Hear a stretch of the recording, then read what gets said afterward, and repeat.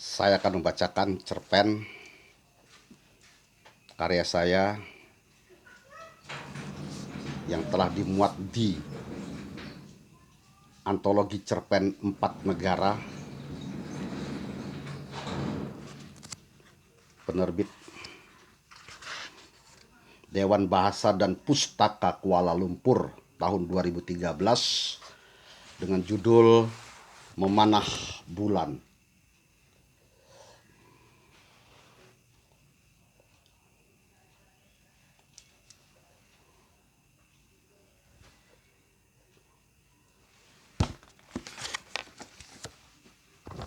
Ibu peri selalu datang.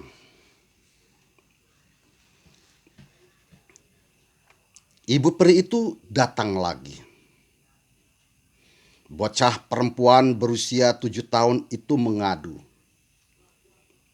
Mendengar cerita Sisi itu lagi, Mama Linda seakan tersengat hewan pengatup. Badannya menggigil. Dadanya bergoncang, amarahnya mengembang. Lagi-lagi ibu peri itu yang dikatakan, gumam Mama Linda. Tetapi tidak urung hatinya berujar. Benarkah ada ibu peri? Benarkah ibu peri sering bertandang ke rumah ini? Kalau benar ibu peri sering datang dan selalu ada di rumah ini, alamat apa yang bakal diterima Mama Linda? Akankah posisinya sebagai ibu Sisi tergeser oleh ibu peri? Jangan-jangan semua itu permainan Sisi untuk menyingkirkannya. Ia pandangi dengan amat dalam pada bocah perempuan yang kini berada di hadapannya. Tetapi Sisi seakan ingin meyakinkan dirinya kalau ia baru saja berjumpa ibu peri. Hati Mama Linda pun gusar, matanya kian nanar. Ibu peri berwajah cantik namun terlihat bengis, memang selalu datang untuk menemui Sisi. Seperti kemarin lalu, kemarin malam, atau siang tadi sewaktu ia tidur. Hanya setiap kali ia ceritakan soal kedatangan ibu peri pada Mama Linda, selalu ditepis bahwa ibu peri itu tidak ada dan tokoh itu hanya ada di dalam cerita-cerita misteri. Berkali-kali ia yakinkan Mama Linda, setiap kali itu pula ia menuai kecewa. Setiap datang ibu peri selalu berubah-ubah wajah. Sesekali merupai ibu Anita, guru sekolah yang baik hati. Pada kali lain mirip Fra, sekretaris papa yang cantik, namun tampak seram. Dan kesempatan berikutnya serupa Mama Linda yang cantik dan baik hati. Atau ibu peri datang seperti Ida yang manis, tetapi perangainya menyerupai nenek lampir. Jadi, kamu jangan percaya ada ibu peri di dunia ini, Mama Linda menegaskan.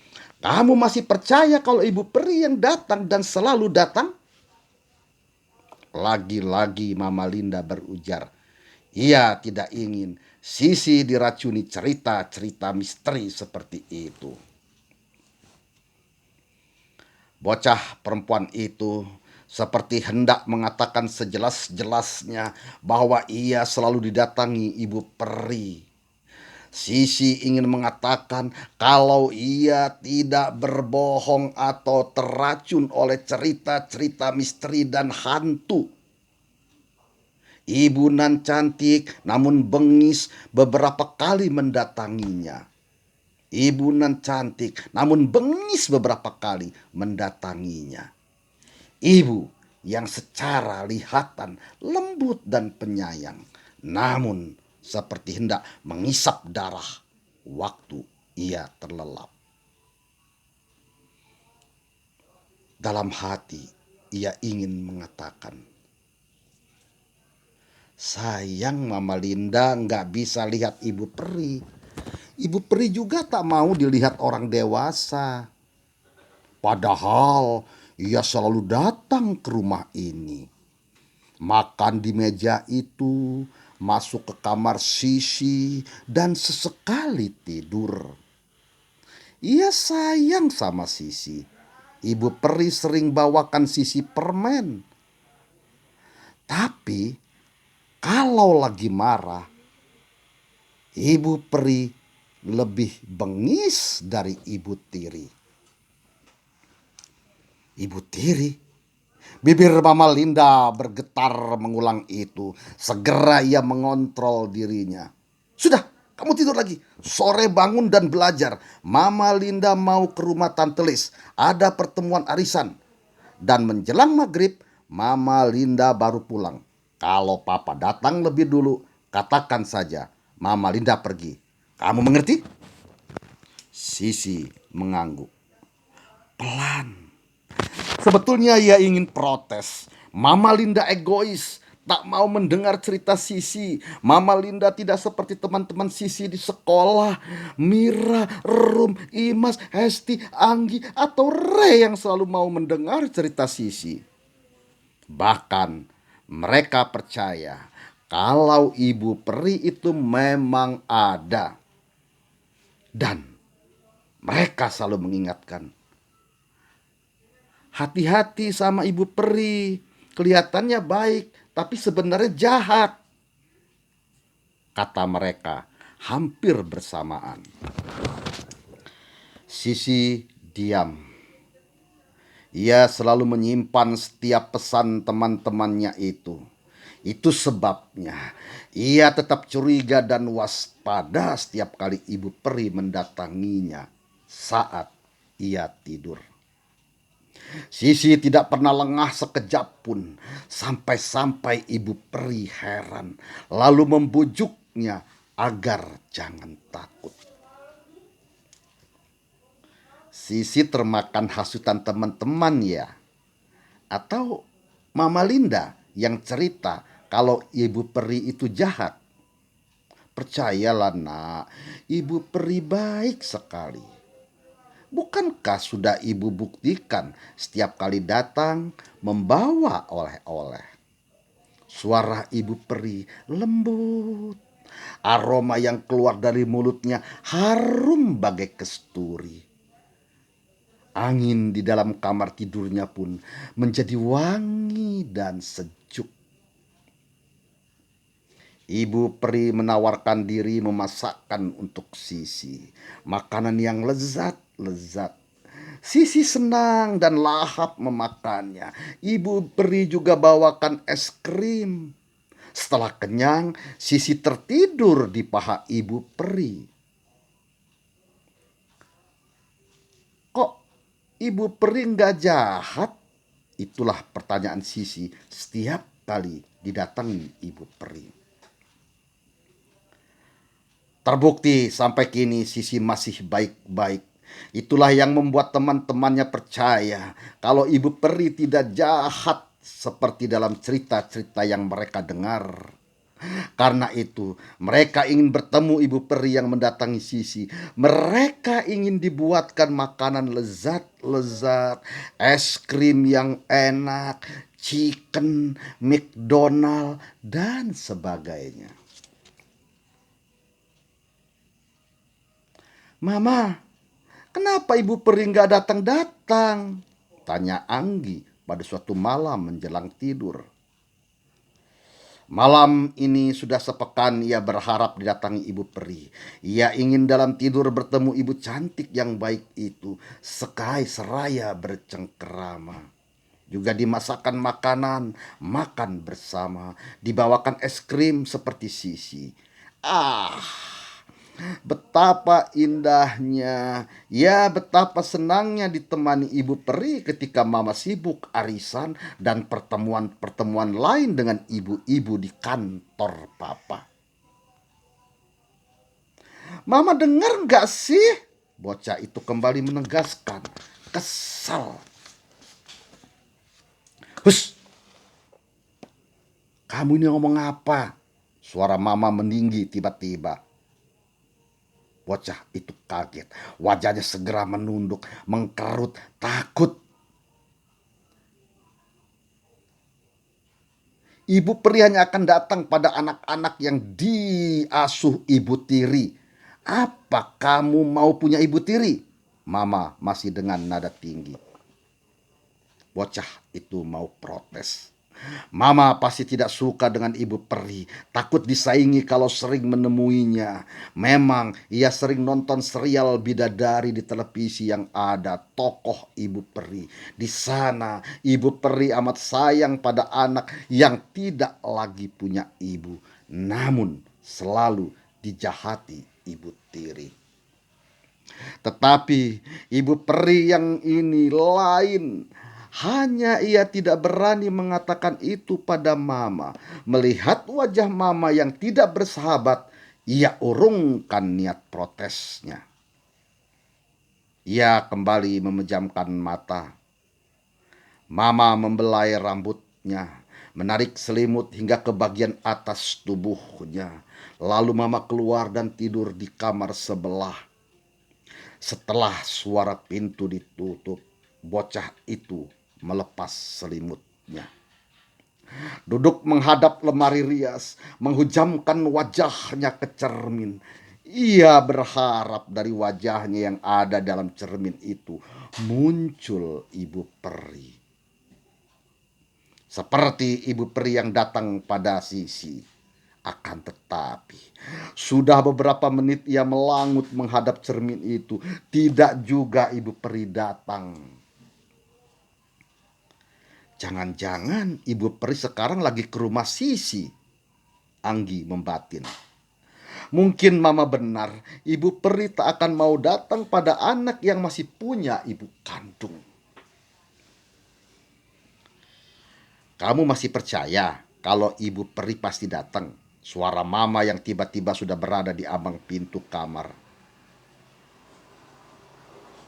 Menggeleng, menatap Anggi dengan pandangan iba. Jangan berharap, ia tak akan pernah datang. Tapi Ma, Sisi kawan Anggi sering didatangi ibu peri. Kata dia, ibu peri itu baik sekali. Suka bawa oleh-oleh, suka masakan makanan yang enak-enak, bikin es krim, dan pong! Mama setengah berteriak. Anggi tercekat. Kawanmu itu mengarang, ibu peri itu rekaan, hanya ada dalam dongeng supaya anak-anak takut. Kok Sisi bilang benar? Dia juga bilang ibu peri itu tidak menakutkan. Ingat Anggi, sekali lagi kamu cerita ibu peri, akan mama bawa kamu tidur dengan Bi Ina di belakang. Mau? Mama mengancam. Anggi makin ketakutan. Ia rebahkan tubuhnya ke ranjang, menarik selimut hingga menutup seluruh badannya. Ibu peri tidak pernah lagi ia impikan. Mungkin Sisi sering didatangi ibu peri karena ia anak tiri. Angin yang diantarkan alat pendingin ruangan ini makin cepat membawanya lelap. Aku tidak bohong kalau ibu peri benar-benar datang. Sisi selalu meyakinkan teman-temannya agar ceritanya bukan karangan. Ibu peri datang lagi. Kali ini ia tidak seperti biasa. Wajahnya tidak ceria. Ada apa gerangan, wahai ibu peri? Ia juga tidak membawakan oleh-oleh makanan lezat untuk Sisi. Padahal Sisi amat mengharapkan ibu peri membawakan makanan. Soalnya, Sejak siang tadi, ia tidak diberi makan oleh Mama Linda sebagai hukuman karena ia tetap cerita yang Ibu Peri selalu datang. Mama Linda benar-benar marah. Ia sudah menghukum Sisi tidak boleh ke sekolah kalau masih cerita soal Ibu Peri. Namun Sisi tetap menceritakannya. Ia juga telah dihukum di dalam kamar mandi selama 2 jam siang kemarin. Namun tetap saja ia cerita setiap didatangi Ibu Peri. Hukuman apa lagi buatmu, ha? Mama Linda mengancam. Lalu ia diancam tidak diberi makan seharian kalau masih cerita soal Ibu Peri. Mama Linda selalu nggak percaya sih. Sisi tidak bohong, mas. Sumpah aja. Ia memelas agar Mama Linda mau mempercayai ceritanya. Pokoknya Mama Linda tidak percaya. Titik. Kamu jangan ngarang soal Ibu Peri. Tak ada Ibu Peri itu. Hanya dongeng. Tahu? Tegas Mama Linda. Awas kamu. Kalau papamu pulang akan Mama Linda adukan. Kamu sudah melawan. Ancaman itu tidak membuatnya gamang. Saat mendengar Mama Linda menyebut papa, tiba-tiba ia amat merindukan lelaki berusia 46 tahun itu yang terlalu sibuk dengan pekerjaannya di luar kota. Hanya 2 atau 3 bulan sekali pulang, dan itu pun hanya sehari. Setelah itu kembali suntuk dengan pekerjaannya di pabrik gula. Ibu Peri juga tanya papa. Ia ingin melihat papa, tapi setiap papa pulang malah Ibu Peri tak pernah datang, ujar Sisi lagi. Karena Ibu Peri itu bohong. Sudah berkali-kali Mama Linda katakan, kalau benar Ibu Peri itu ada, kenapa tidak datang pada saat ada papa? Kenapa Mama Linda juga tidak pernah melihatnya? Karena Sisi terus-terusan mendesak agar Mama Linda mempercayai ceritanya. Akhirnya ia dihukum tidak diberi makan hari itu. Ia sekolah tanpa sarapan pagi. Begitu pulang, tiada makanan tersaji di meja. Ia diancam pecat kalau ketahuan mengasihi makan Sisi. Perut Sisi mulai keroncongan, perih. Ia tidak berani mencuri makan sebab Mama Linda selalu siaga di ruang tengah. Wajah Sisi pucat. Ibu Peri jahat, tak bawa makanan buatmu. Kenapa tak bawa Ibu Peri? Aku lapar sekali. Sisi mengibah. Kenapa wajah Ibu Peri tak ceria? Kenapa? Ia mulai percaya omongan Mama Linda kalau Ibu Peri memang jahat, hanya tampak luar saja yang manis, lembut dan cantik.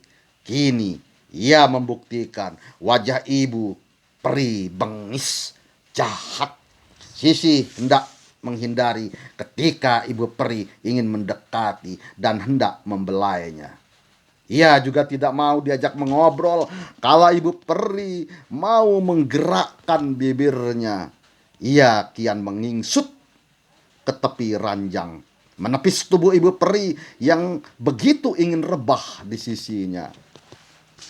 Sisi meracau. Ia terus-terusan menghardik dan mencaci Ibu Peri. Esok pagi di sekolah, ia berjanji tidak akan bercerita tentang pertemuannya dengan Ibu Peri. Tidak akan dia katakan bahwa Ibu Peri baik hati. Teman-temannya mulai terpengaruh karena ceritanya dan membuat ulah yang sama di rumah masing-masing. Esok akan ia ceritakan kejahatan Ibu Peri. Kini tubuh Sisi amat panas. Terdengar ia meracau, ia mengusir ibu peri. Suaranya sampai ke kamar sebelah, kamar tidur Mama Linda. Segera Mama Linda menemui Sisi. Dari ambang pintu, Mama Linda menyaksikan Sisi menggerak-gerakkan tangannya seakan mengusir dan menolak. Tetapi Mama Linda tidak melihat sesuatu pun di sana. Jangan-jangan ia bermimpi lagi datang ibu peri, katanya dalam hati. Pelan-pelan Mama Linda mendekati Sisi, memegangi tubuhnya. Anak itu terasa panas, pucat. Ia segera teringat kalau seharian Sisi belum makan. "Sisi, bangun. Bangun nak," kata Mama Linda. "Iya, sini cepat ambil makin sekalian makan di meja," imbuhnya memanggil pembantunya, Iya. Iya datang dengan sepiring nasi, ayam goreng, dan sop semangkuk. Kasihan Sisi, dia lapar. Mama Linda cuma mengangguk. "Seharian tak makan, untung tidak pingsan," lanjut Iya. Mama Linda kembali mengangguk. Pelan, ia menyesal telah menghukum Sisi seperti itu. Anak itu pasti tidak tahan kelaparan. Tetapi apa boleh buat? Hukuman sudah dijatuhkan. "Sudah baik, jangan bicara terus. Saya menyesal tak akan lagi menghukum Sisi. Saya amat sayang padanya," ucap Mama Linda pada Iya. "Habisnya Sisi macam-macam ceritanya. Sudah saya bilang jangan cerita soal ibu peri. Tidak ada itu. Hanya dalam cerita. Tapi Sisi selalu ngomong kalau ia baru datang ibu peri. Kan jadinya saya kesal." Kini giliran Iya mengangguk. Segera ia menyerahkan makanan kepada Mama Linda. Setelah itu menyodorkan air putih ke mulut Sisi. Sisi memang mesti dihukum agar ia melupakan ibu peri yang katanya selalu mendatanginya. Kalau tidak, kasih sayang yang selama ini ia curahkan pada Sisi akan tersaingi oleh kehadiran ibu peri di dalam benak anak itu. "Tidak," Mama Linda membatin. "Biarpun Sisi bukan anak kandungnya, tetapi ia sangat menyayanginya. Meskipun perkawinannya telah memasuki 4 tahun dengan papa Sisi dan ia belum juga dikaruniai anak. Namun ketika ia memutuskan menikah dengan Hendrik, papa Sisi, yang waktu itu duda, ia siap menerima Sisi sebagai anak sendiri. Ia juga siap dengan risiko apapun tentang Sisi. Tidak terbesit sedikit pun niat ia untuk melukai hati maupun tubuh Sisi. Sampai menjelang tidur pun ia tidak abai mendongeng. Apa saja. Dongeng kancil yang cerdik, raja hutan yang senantiasa dibohongi kancil, hewan berbelai panjang yang bodoh, atau kisah lembu yang sombong yang akhirnya perutnya pecah karena ia sombong di hadapan katak. Juga dongeng ibu peri yang jahat. Tak benar kalau ibu tiri selalu jahat. Anak tiri malah ada yang jahat sama ibunya. Anak yang baik tak boleh berbuat dosa pada ibunya, meski ia ibu tiri. Nasihat Mama Linda suatu kesempatan untuk menutup dongengnya. Dongeng-dongeng yang diberikan Mama Linda itu boleh jadi terus membekas di benak Sisi, lalu menjelma jadi keinginan, impian, dan kehendak bahwa ibu peri telah dan selalu datang. Setiap kali dia tidur, suatu jelmaan Mama Linda, entahlah. Mulai sekarang Kamu harus melupakan ibu peri. Kamu pasti bisa, asalkan punya kemauan. Mau Sisi? Pesan Mama Linda. Tapi Mama Linda, suara itu tercekat. Ia tidak mampu melanjutkan ucapannya. Karena bila ia teruskan, bukan tidak mungkin Mama Linda akan marah lagi. Memberi hukuman lebih berat lagi. Dihukum seharian tidak diberi makan saja, ia sudah tidak mampu. Dan hukuman itu sangat berat. Karena ia belum pernah dihukum seberat itu. Dimarahi pun tidak pernah. Sebenarnya Sisi ingin mengatakan terus terang kalau beberapa menit lalu ia kembali datangi ibu peri. Tetapi tidak seperti hari-hari sebelumnya. Kehadiran ibu peri kali ini tidak bersahabat. Wajahnya tampak bengis. Rambutnya acak-acakan. Pandangannya menyeramkan. Ibu peri juga tidak lagi membawa oleh-oleh. Ia pun kecewa. Itulah yang membuatnya meracau, memaki dan mengusir ibu peri. Suara caciannya sampai terdengar ke kamar tidur Mama Linda. Sayangnya, ibu peri yang datang kali ini mirip Mama Linda. Itu sebabnya Sisi tidak mampu membencinya. Mama Linda, meski ibu tiri, amat sayang padanya. Kalau ibu peri datang lagi dengan wajah cantik dan bawa oleh-oleh, Mama, entah apa yang ada di benak Mama Linda. Ia menepis jawaban yang hampir meluncur dari bibirnya. Bagaimanapun, ia tetaplah ibu tiri bagi Sisi. Sulit menghapus kesan jahat dari dalam hati gadis bocah itu.